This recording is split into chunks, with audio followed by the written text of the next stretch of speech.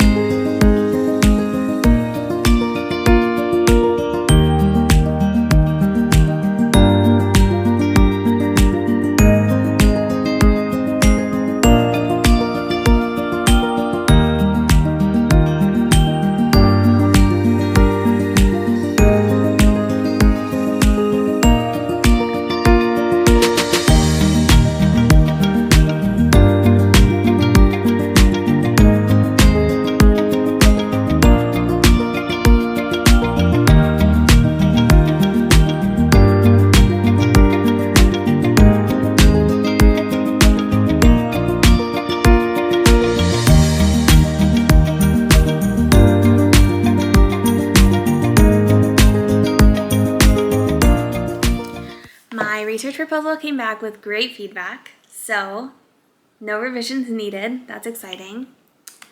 I have compiled all of the addresses from my last 28 years of life, and there are 14 of them. I move a lot. And now I'm going to do a tarot reading. Oh, that's upside down. I'm going to do a tarot reading. These cards are gorgeous. Look how pretty this art is.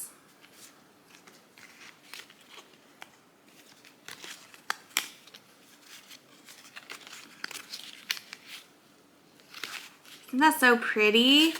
We're very body positive. We're very diverse. We're very gender inclusive.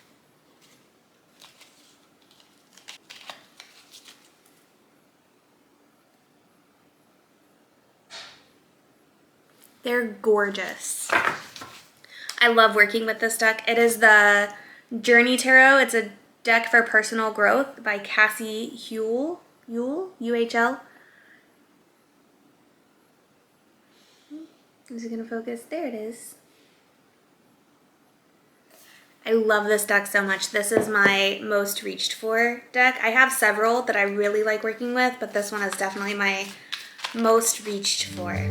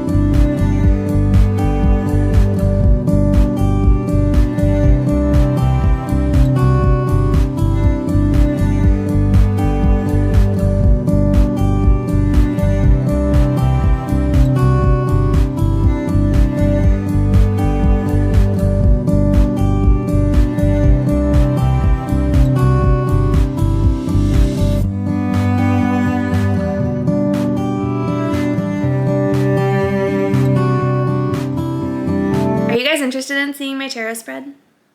I kind of want to share it. If you are not interested in tarot, like you're not interested in even hearing about it, just skip to the next section. But if you like hearing about it, let me know and maybe I'll include it a little bit more often. I pulled a spread about my new job. This morning actually, it's been in the works for a little while, but this morning I accepted a position as an MHA at the hospital close to me. So I'll be working in the mental health units. So I'm primarily working in the adolescent psych unit, but every once in a while, like as needed, I'll flip-flop to the adult psych unit. I have worked in both before, so they asked if I would be willing to kind of flip-flop as needed, and I said, yeah, sure. So I accepted this morning. So I pulled a new spread for my job. I did a 4-card spread. The first one I pulled was kind of about what I have to look forward to in this new position. And I pulled this card, which is the Hanged One.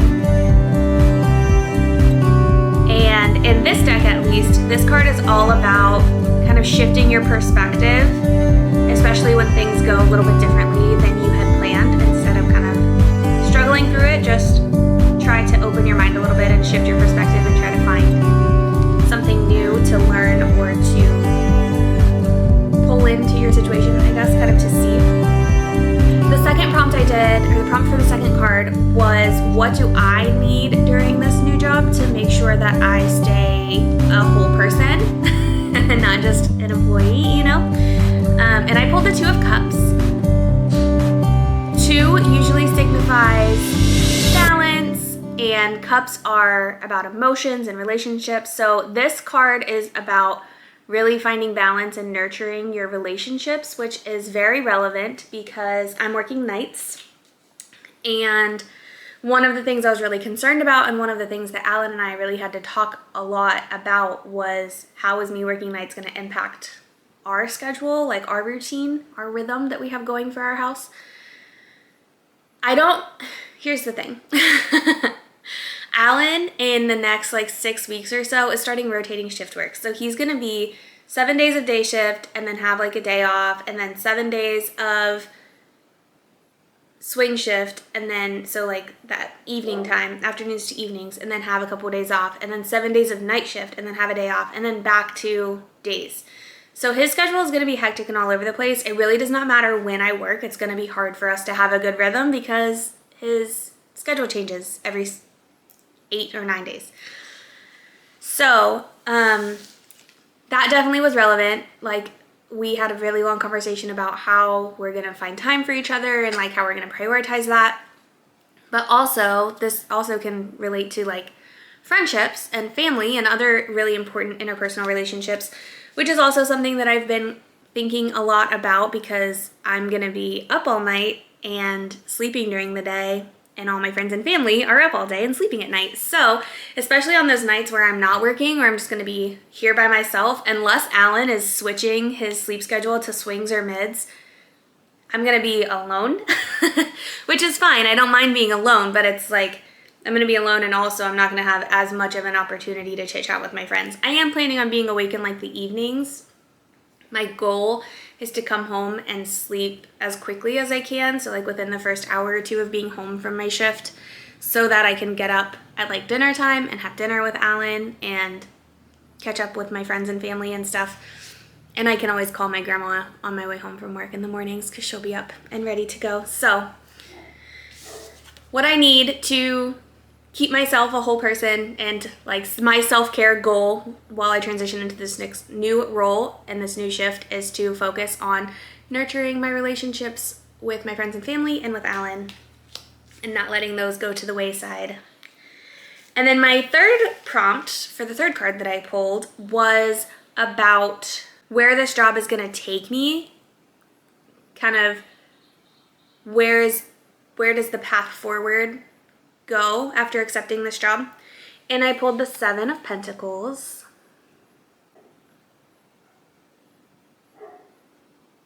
So Pentacles is the earth element.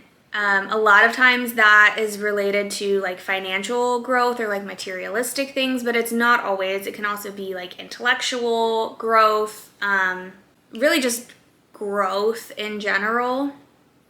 So the Seven of Pentacles is about intellectual growth and also about like long-term growth. So this card is basically I am planting the seeds and nurturing the seeds for long-term growth. So it's going to be good for my future. I'm going to be growing intellectually. I'm going to be growing financially.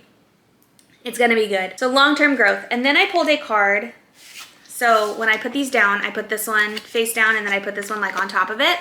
So this card, the fourth card, is what could hinder this card? Like what could hinder me getting to this card? So this card is about intellectual growth and long-term growth and how like this job is a really great step into long-term growth of my career and me intellectually as a person. And things that could hinder it, I pulled the Death card.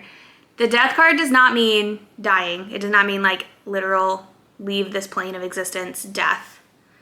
But I thought it was really funny. Like what could hinder me from long-term growth? Death. Well, yeah. The Death card is very often attributed to being like a really terrible card. It's really not. Death and rebirth happen in many, many forms. It's more of like a caterpillar going into a cocoon, right? So the Death card is more like going into the cocoon and you're in the cocoon, and then after the next step after that is to emerge as a higher form of yourself. And so that's what the Death card typically means. And so the way that I interpreted this was if I don't allow myself that growth, like if I prevent myself from having that growth, then obviously it's not going to be as beneficial for my long-term goals. And this along with the Hanged One and changing perspective and everything really solidified to me that the night shift was the right choice. I was kind of going back and forth about it a lot, mostly because I'm not a nightlife person. First of all, I'm a morning person through and through. Second of all, I'm not a nightlife person. Like all the things that I want to go do are usually early morning or middle of the day things, like watercolor classes and museums and galleries and festivals, like those things that all happen during the day. So I'm a little bit worried about that, but I don't know, the change in perspective and the making sure that I give myself, so this is kind of two parts, right? I need to give myself the grace to go into my little cocoon, which means a lot of rest, a lot of nurturing my body in healthy ways, and a lot of grace and self-compassion, and also a lot of growth, like allowing my mind to be changed, allowing my perspective to be changed, and absorbing new information as it comes to me and implementing that. So that's what I took from this reading.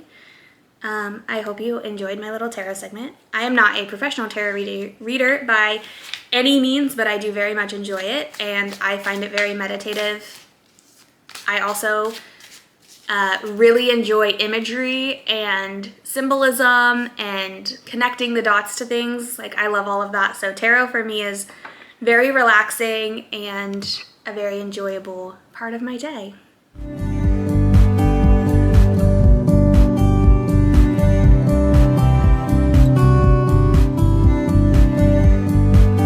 Sit and knit and just watch podcasts and veg out because I am so tired. But now I need to decide what to work on. I have 3 projects kind of actively going on right now. I have my ghost socks, my Oolong tank that needs the armholes and the neckband picked up and completed, and my round and round scrappy cowl that I'm working on. That one's the most mindless. The Oolong tank I have to pick up stitches. I think I'm halfway through a ghost repeat on my socks, so maybe I'll just finish the ghost repeat and then switch to my Oolong tank. I do want to get that done. So maybe that's what I'll do. I'm going to work on my ghosty socks until I get my last ghost done, and then I'll reevaluate from there. How about that?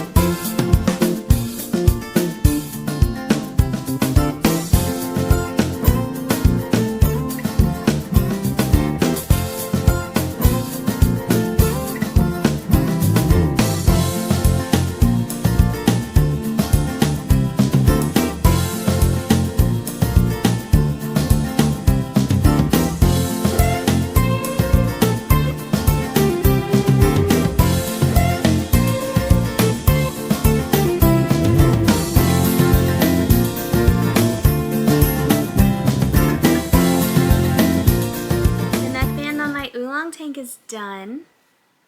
I haven't woven the ends in yet.